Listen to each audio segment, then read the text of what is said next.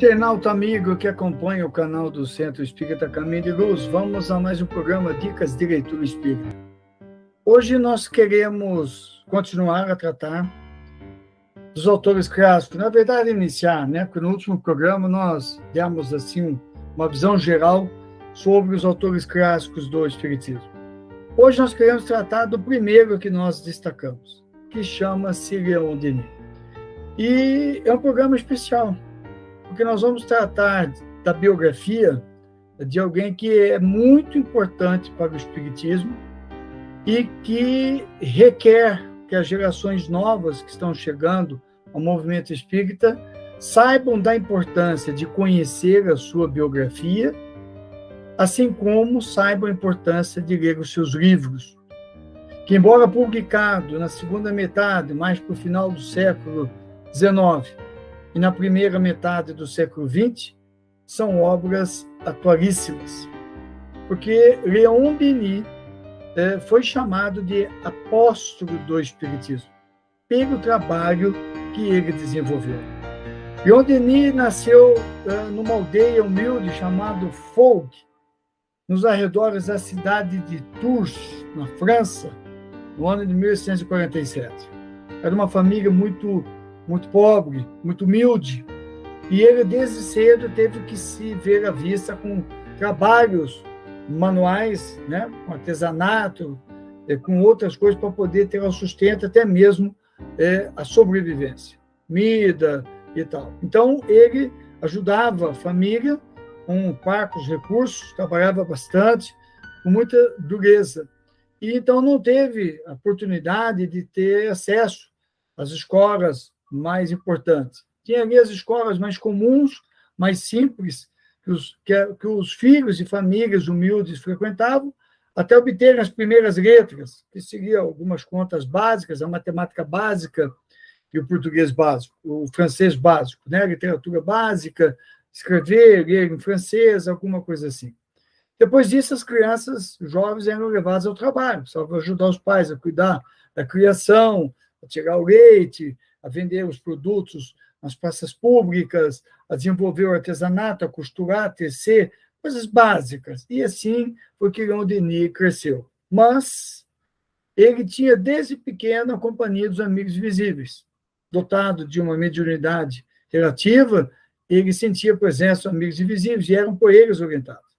E ele, logo cedo, denotou uma inteligência muito acima da média e denotou, transpareceu, explicitou uma disciplina para estudar que era incomum.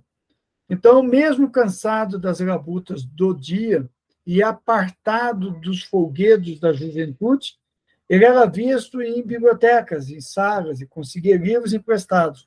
E foi estudando idiomas, foi se aprofundando no francês e foi lendo obras das mais diversas.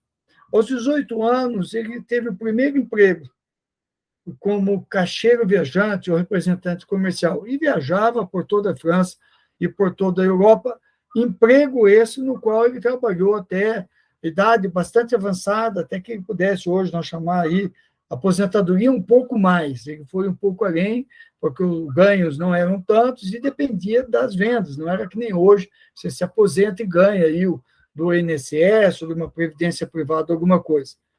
E ele sempre comprando livro. Tanto que a sua casa, a sua biblioteca na sua casa, quando ele faleceu, quando ele desencarnou, tinha uma biblioteca muito volumosa, com livros de todas as áreas possíveis. Então, como ele viajava muito de carruagem, de trem, ele ia lendo. E no período que ficava em hotel, ele estava sempre estudando.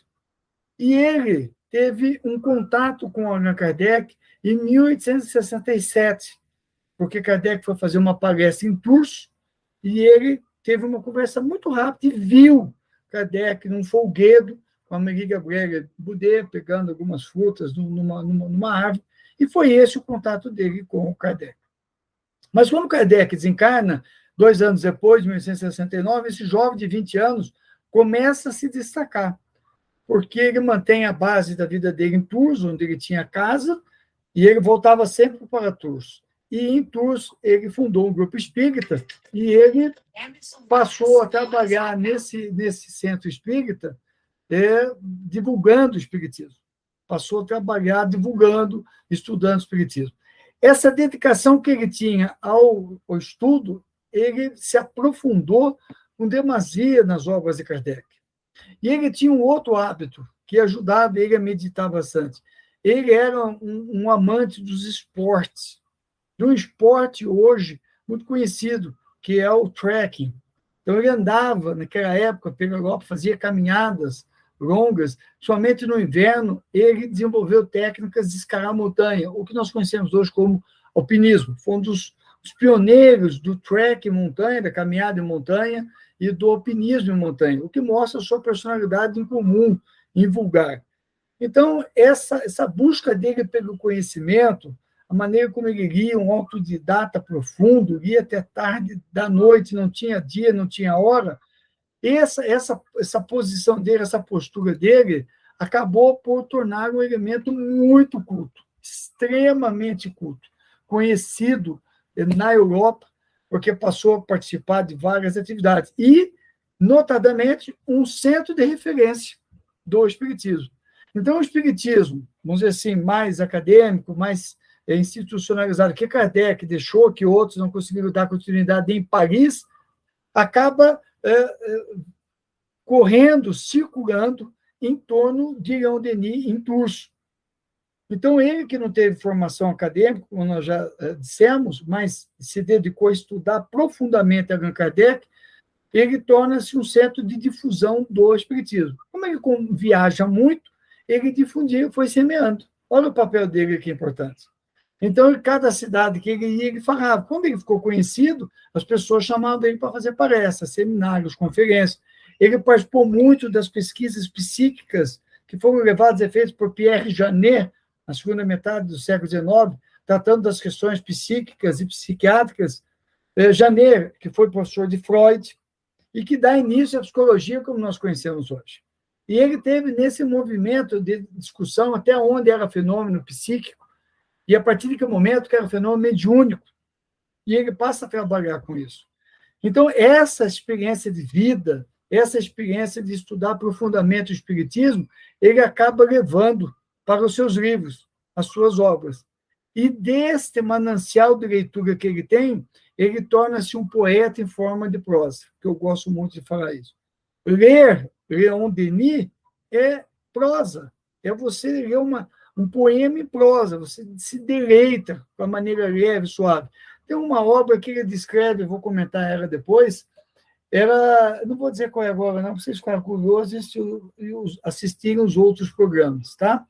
Ele descreve o pensamento, a emoção, o sentimento que ele teve quando ele estava no alto de uma das cadeias, de uma das montanhas dos Alpes, num dia de muito frio, vento gelado, a neve, e ele do alto, depois de ter feito a escalada, contemplando tudo lá embaixo, vendo a grandeza de Deus. Isso depois ele transcreve para os livros. Então, são livros onde ele trata de questões científicas, filosóficas, religiosas, que é o tríplice aspecto do espiritismo, que ele trata nessas obras, desdobrando o pensamento kardeciano. Por isso, ele foi cognominado, foi chamado de apóstolo do espiritismo.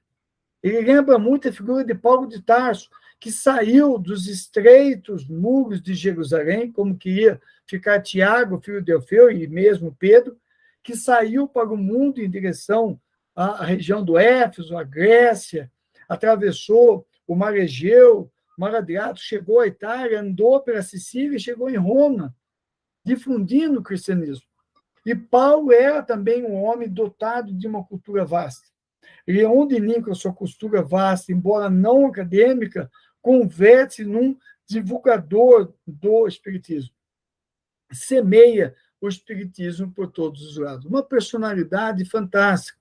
Então, eu acho estranho que não tenha um programa de difusão maior das obras de Leon Denis, que os centros espíritas não estejam difundindo Leon Denis, difundem tantas obras, algumas realmente relevantes, mas deixam de difundir, de falar. É raro eu ver no movimento espírita as pessoas falando de Leon Denis. Vejo aqueles espíritas antigos, o pessoal que acompanhou aí Chico Xavier, Raul Teixeira, Divaldo Franco, a Dona Ivone, esses eu vejo, porque na década de 70, 80, até a década de 90, era muito comum nós tratarmos de Leon Denis em palestras, falarmos as suas obras. E difundimos, a Biblioteca dos Centros Espíritas tinha Leon Denis, e havia até grupos de estudos que trabalhavam a obra de Leon Denis. Isto foi ficando. A FEB, vira e mexe, publica alguma coisa, mas ainda nós estamos muito carecentes disso. Por isso que eu faço esse Dicas de Leitura Espírita, para poder dividir com as pessoas, para que as pessoas não percam essa oportunidade de ter um conhecimento diferenciado. Tem uma obra que eu vou citar depois, que eu vou trabalhar em cima dela, chamada Espiritismo e Cristianismo, que dá uma aula de cristianismo. Ele vai buscar as raízes do cristianismo, é uma fonte de consulta para trabalhos escolares, inclusive. Quantas palestras ou seminários que eu não fiz ou faço, eu vou sempre ir lá consultar Leon Denis, Espiritismo e Cristianismo, né? A abertura do livro Depois da Morte é uma coisa assim inesquecível. Quantas pessoas que chegaram a decorar o prefácio que ele escreve sobre Depois da Morte, onde ele destaca a grandeza da vida espiritual, da vida após a morte. Consolo para todos nós. E eu repito, são livros que você vai folheando muito rápido, porque a leitura é muito agradável. Quando ele escreve No Invisível, ele trata das questões mediúnicas, onde ele coloca as experiências mediúnicas dele, as práticas mediúnicas que ele tinha no Centro Espírita em Turso, no grupo que ele conduziu durante toda a vida. É desta personalidade que transita de uma forma autodidata entre o espiritismo, entre os experimentos científicos, né?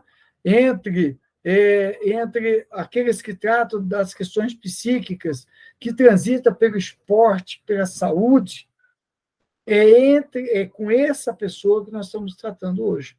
Leon Denis, o apóstolo do espiritismo. Não percamos essa oportunidade.